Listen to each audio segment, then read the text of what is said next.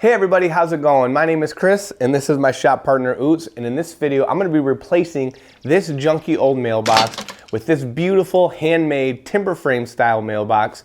Thank you Lowe's for sponsoring this video. Let's get started with the project. I get contacted all the time from people who are interested in traditional joinery and hand tools, and so I thought it would be fun to put together a project that would be relatively easy, forgiving, and affordable that they could try and get their feet wet. But it's also a great project for anyone, whether they're new or experienced, like to use hand tools or power tools, and they just want to do a fun project that's also going to really improve the outside of their home.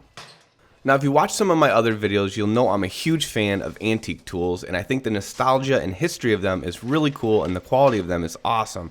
But I know not everyone has access to those or knows what to look for yet, and so I wanted to try to assemble a basic set of tools that are readily available at Lowe's that anyone who's interested in hand tools could grab and try out, and you know what? These work just fine. Now, the absolute key to hand tool work is sharp tools and practice. Whether you're using tools that I grabbed at Lowe's, new high-end tools, or restored antique tools, you'll have to get them sharp and spend some time using them before you're going to start getting really good results. I have a link to all these tools as well as the plans for this project down in the description, as well as a link to my website where I list many other tools and products that I use and recommend. The first thing I'm going to do is cut my main post and cross member to length using a pole saw. I take a square and make sure I have a square line on three sides to help me line up and guide my saw. These pole saws have two types of teeth on them. One is designed for cross cutting and the other for rip cuts. Now, I'm using rough cedar posts for this project, and I want to clean them up using a hand plane. I already have a video on restoring hand planes that has some really great tips in them that are applicable to these new planes as well. There's also a detailed video on sharpening that shows how to sharpen both hand planes and chisels. I recommend watching both of those for great tips on getting your planes and chisel tuned up before you start this project.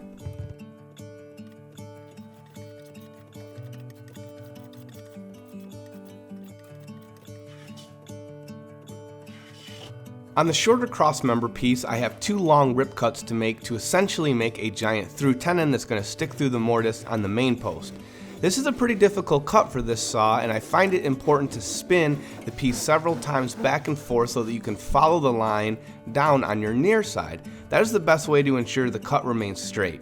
Long rip cuts like this might also bind the wood, so you might find it helpful to add wedges to the top of the kerf to keep that kerf open. Be careful not to wedge too much or you might split the cedar. Then using the crosscut side, I cut off those waste pieces. Next, I'm going to add some decorative curves to my posts, and I don't use any guides here. I just trust my eye to make a nice pleasing curve. I first tried to cut the curves using a coping saw, but the wood was just too thick and I knew it was going to take forever.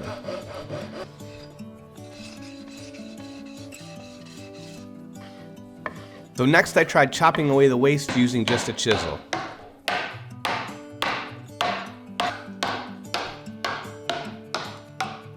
After doing this for a couple minutes, I knew this was also going to take too long, so I took my pole saw and made a bunch of relief cuts and was able to easily break out that material and then finish chiseling down to my line. Then I'll use a rasp and sandpaper to smooth out the curve.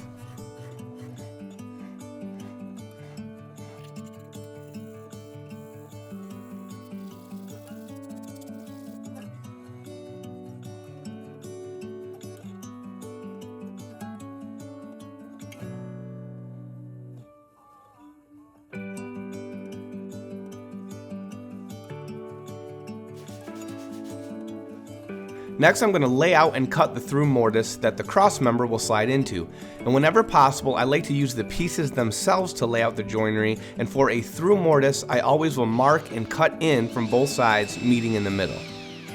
Here I am breaking the rule and using a power tool, but it really helps speed up that mortise chopping process if you remove the bulk of the wood using either a drill or a traditional bit and brace first.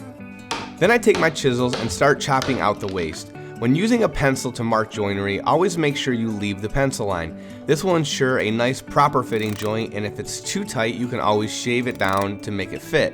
If you remove the pencil line right from the get-go, your joint is likely going to be too loose. The most accurate method is to use a marking knife for layout, but this isn't a fine piece of indoor furniture and I didn't think that level of accuracy was needed. Now I'm going to assemble the two pieces so I can lay out the rest of the joinery.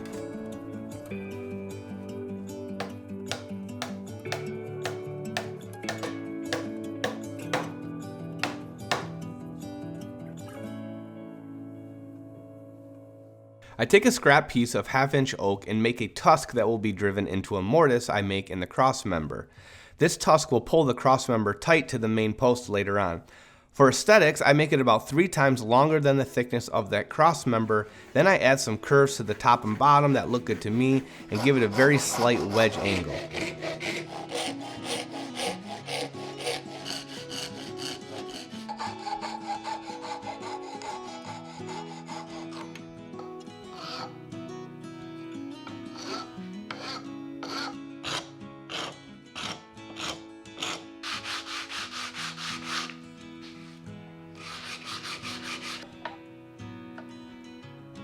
Then after I make the tusk, I can use it to lay out the angled mortise in the crossmember that will accept it later on.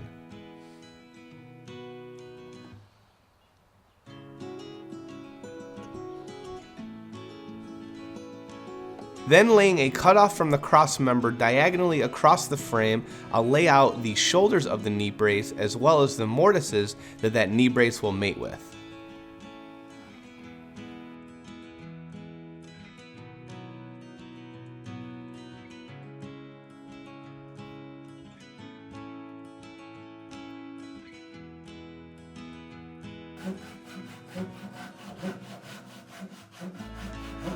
It's kind of hard to explain in this video exactly what's going on with those knee braces and how to lay them out, but that information is laid out clearly in the plans.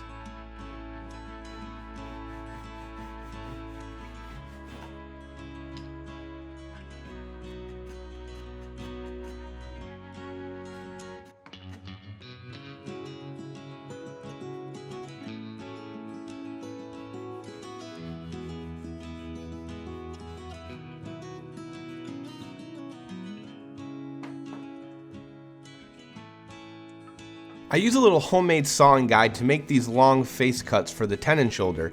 It's usually a good idea to have some sort of shoulder on your tenon to hide the joint better and give the joint a much cleaner finished look.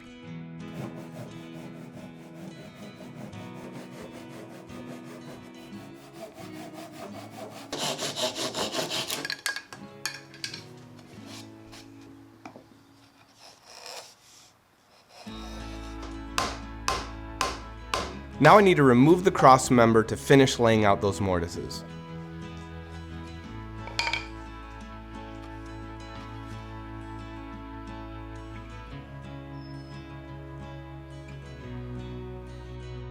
Again, I use a drill to remove the bulk of the waste, but on the knee brace mortises, one of the ends is beveled at 45 degrees to match the tenon, so I have to make sure that I don't drill away that material, and I will remove that with the chisel.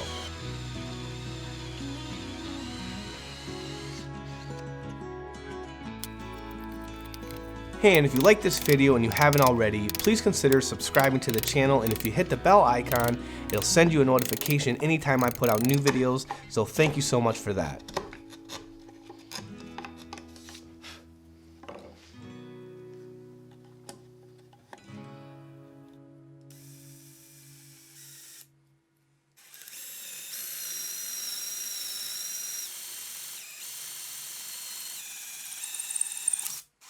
Next, I drill a hole all the way through the mortise that will accept a dowel. Then I'll assemble the joint and using a brad point bit, make a mark on the tenon. Then I'll move the mark slightly towards the shoulder about 1/4 of an inch and then drill that offset hole. Now when I drive a dowel in, the dowel is going to pull the joint nice and tight. This technique is called draw boring.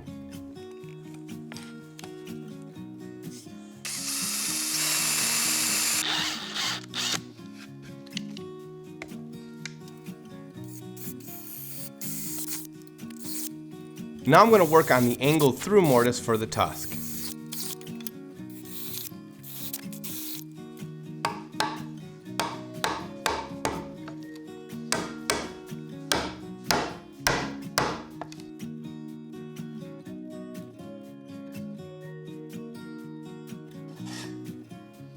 For a finished look, I like to chamfer all my edges with a block plane.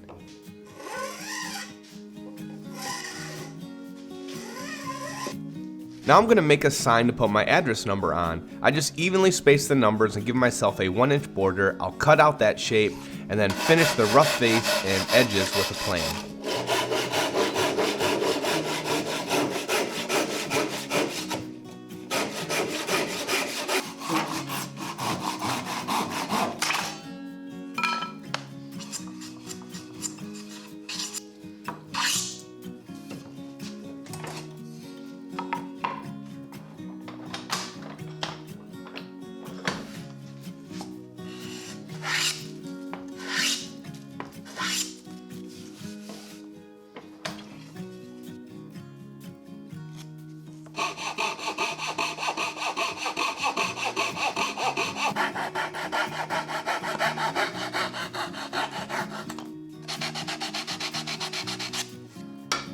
Now that all my pieces are done, it's time for the best part, assembly.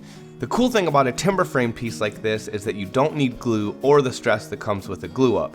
It will lock together mechanically and they're super fun to assemble.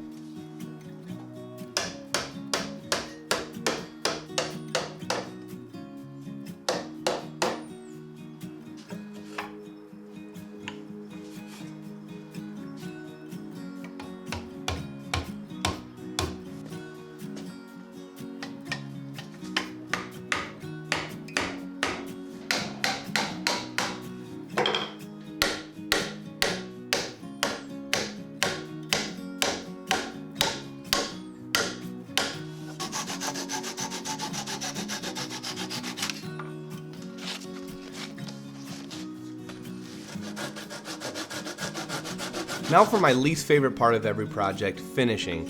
Now I chose Minwax spar urethane and satin as it's a great outdoor finish that will protect the wood from the elements as well as UV rays from the sun, which will dull the beautiful color of the cedar. I tried to apply the first coat with a brush, but I always struggle using brushes, and so I decided to try to use this finish gun that I have on this Wagner paint sprayer that I got recently during a basement remodel, and I cannot believe how well it worked. I'll definitely be using that sprayer on future woodworking projects. And since I'm replacing my old ugly mailbox, I thought I'd grab a few landscaping bricks, some mulch, and flowers from Lowe's to spruce up that area and around some of the trees I have out front too. One cool thing about Lowe's is that they have a 1-year guarantee on perennials, trees, and shrubs, so if any of these die, I can take them right back. They also have great deals during Memorial Day, Father's Day, 4th of July, and also have sales year-round, so make sure you keep an eye out for those and go and save some money. Now, believe it or not, there's special mailbox regulations put out by the U.S. Postal Service that you definitely need to be aware of. The mailbox should be 41 to 45 inches above ground, 6 to 8 inches from the edge of the curb, and not buried more than 24 inches down.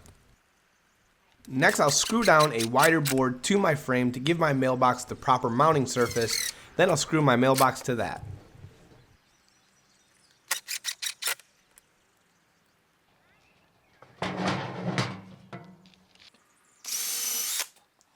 Then I'll just add my numbers to the sign, mount the sign to the mailbox, and I'm all done.